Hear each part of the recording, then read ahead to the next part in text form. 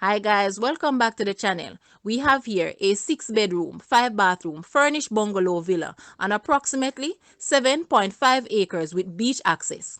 The main residence has 3 bedrooms and 3 bathrooms, with the other 3 bedrooms in a separate building with ensuite bathrooms. The villa is well appointed, overlooking the beach and captures the awesome panoramic sea view and phenomenal golden sunsets. This property potential lies in the underutilized land that is at a higher elevation. The main road separates the property into 4 acres on the beach side and 3.5 acres on the land side. Just 25 minutes to the resort city of Montego Bay and 35 minutes to the world-renowned Resort Town of Negril. Guys, let's take a look at this property and please watch the entire video for more details at the end.